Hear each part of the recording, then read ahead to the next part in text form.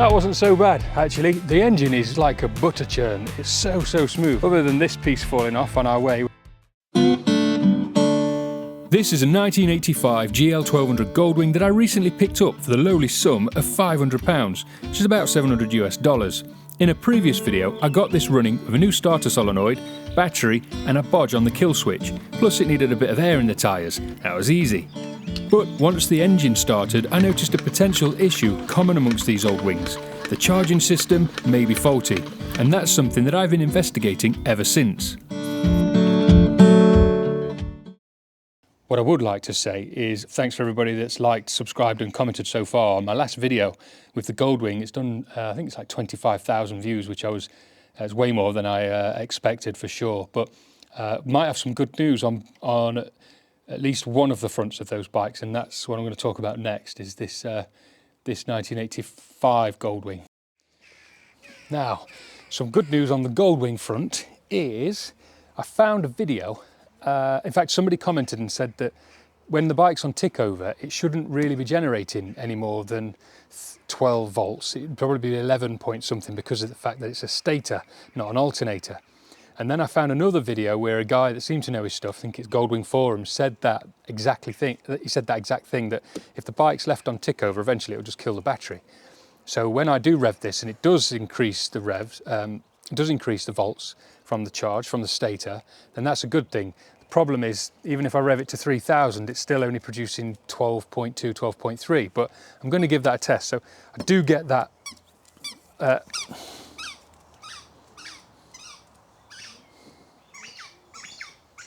Put that ball down. So I do get that electric smell, that plasticky smell from the, that I think is anyway, from the wires. So I'm going to check that. Rufus, put the ball down. You dickhead. As well as the old bikes, you may have noticed a more modern bike in the background. So this is my 2020 Yamaha Tenere T700. I'm about to go for quite a 2-week trip on this bike. But the reason I decided I liked it was because the riding position was perfect. I always end up with suffering with sciatica and all sorts of stuff. And I found that the riding position of this was really comfortable. 700cc, plenty of power for what I need to do. I'm not bothered about doing 100 mile an hour all the time. I'm quite happy to just cruise along and take in the scenery. But I also wanted to do some sort of adventure. And I think that getting a bike and then doing appropriate level off-road stuff for your skill level and the bike skill level can be an adventure no matter what it is. So if I had a lighter, smaller bike, I'd do more extreme stuff, to me anyway.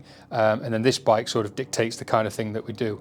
So although this is a 2020 machine, so I've had it almost 5 years, I've only actually done 3,200 miles on it. 3 years ago, it was a glorious summer, and me, my brother and a mate, Joe, we went and did the Southwest Tep. I dropped it a few times, so I've replaced the exhaust since then. I've got a bit of a wound there on the swing arm. Put these crash bars on, and they took the falls that happened. I managed to pop the front tyre. The rear rim's still slightly bent. I didn't have the tools, but we managed to get a spark plug spanner that we had. We bashed it in a little bit, and that fit the axle there, the spindle. So we managed to get the wheel off in the field, repair that. But these crash bars have been brilliant because the amount of times I've dropped it, if I'd not had those, I'd be replacing plastics on both sides, and probably multiple times. I've replaced the bash plate.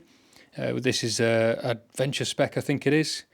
And I've also put some luggage on. I need to adjust the chain, and I need to fit a chain roller, do an oil change service on it now. And so we're going to me and a couple of mates are going to ride down to Gibraltar, and then we're going to ride all the way back up through Portugal doing the ACT, Adventure Country Tracks, I think it is, which is more designed or it's laid out for adventure bikes like this. So we'll be taking this T7, and Sean's got the Tenere Rally, I think it is. Will has got the Africa Twin, the previous model, and Joe has got the Tenere XT660, the model before this one. But we've got a problem because Joe's bike yesterday overheated on the A1, blew all its coolant all over his leg, and we've only got 2 days left before we leave. And so he's got to try and get that fixed before we go. He'll be coming on the back with me. There you go, Joe. You fit on there, mate. I'm not an off-road rider. I've never done any racing or off-road real experience at all. Just little bits and bobs when I was younger. I'm an average Joe rider, basically, and we all are actually, and so it'll be interesting to see how the bikes perform.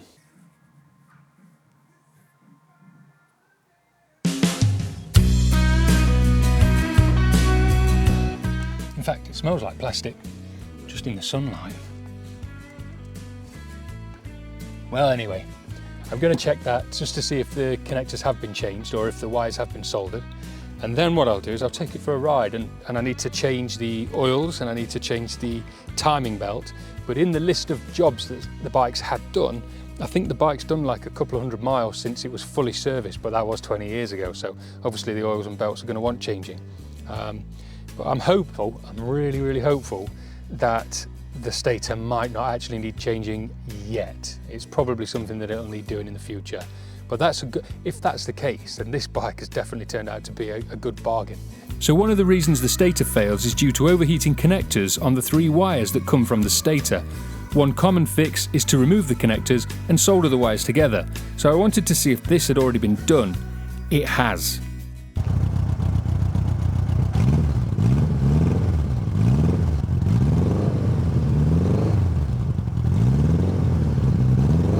I've got this on tick over now, and I've discovered that if I rev it, it does actually show some sort of charge, but when it's on tick over, like everybody said, it doesn't, or so some people said, it won't charge. Watch this.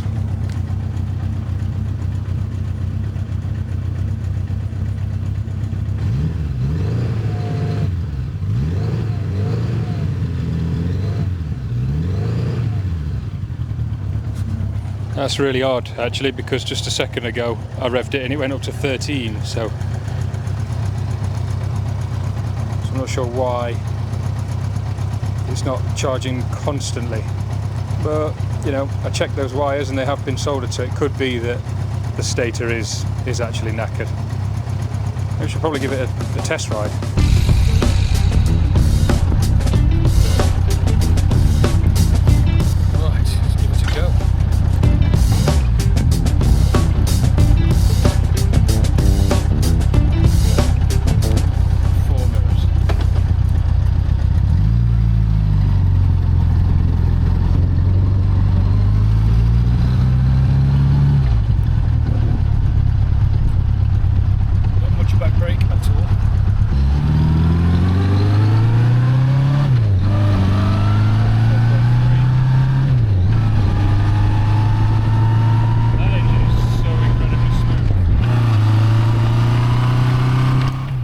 It is a worry since the battery was reading 12.5 volts when I put it back in.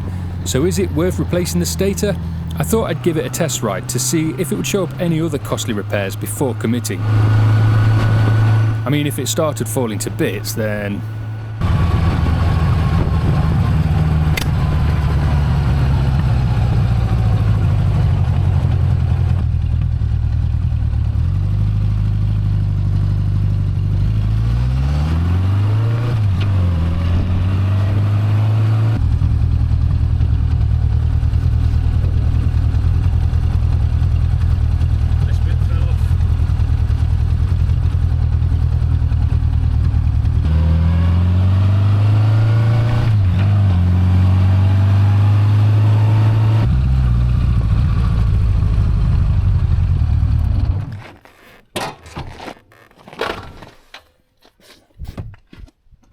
well, that wasn't so bad actually. The engine is like a butter churn. It's so smooth, and other than this piece falling off on our way, which I think belongs around there, it's not done too bad. But what I have noticed with the charging system is that it crept up to 13.2, 13.4, then back down to 12.2, even if the engine was revving at the same revs. So there's definitely something going on, but that could just be the voltage reader that I've got on there, the voltmeter. I'm going to change these belts, change the oil, that's for sure. The plastic smell that I could smell might actually be this stuff that's on the exhaust guards there. So that could explain that. But actually, I really like it. It's just so smooth and so comfortable. And I've just come off the back of a several thousand mile trip around Europe on my Tenere AT7, and whilst it was fine, it wasn't that comfortable. And I can just imagine doing thousands of miles on this on the roads in Europe where there just aren't any potholes. It would be absolute bliss. The only thing I did notice is the level of the screen. If you get any rain, that thing's just going to go straight into your face. So I've got to think about that. It did actually come with another screen that's slightly higher and got a little flick on it, so that might be better. Got 4 mirrors. I don't know why I need 4 mirrors, so 2 of those are going to have to go. I'm happy with it. I've just got to get this charging thing sorted. The back brake feels very spongy, so there might be some air in there, but it does stop, and the front brake does too. I think the 2 are linked, so she needs a good clean. And as it's a 1985, from next year, it's tax and MOT free. Insurance, it will be next to nothing. Tax will be 0 if I register it as a historic vehicle. So I've got a new switch gear for the kill switch that arrived.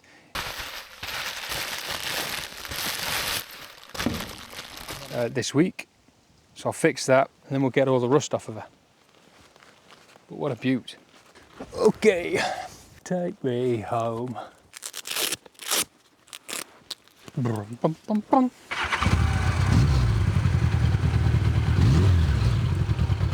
Broom.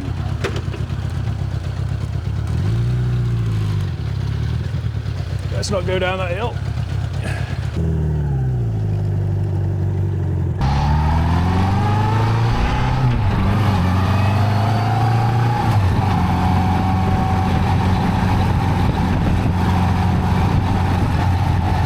So after such a short ride, I've got to say I really like this bike, but these old Goldwings aren't worth very much, so realistically I can only put £1,000 or so into it before it's no longer financially viable, especially if it becomes a money pit. But on the other hand, they simply don't make these anymore, and they'll only become rarer. Plus it's the smoothest bike I've ever ridden, and that's something I quite like. I'm interested to hear the experiences of others, especially if you have a GL1200 or have had one, so leave a comment below.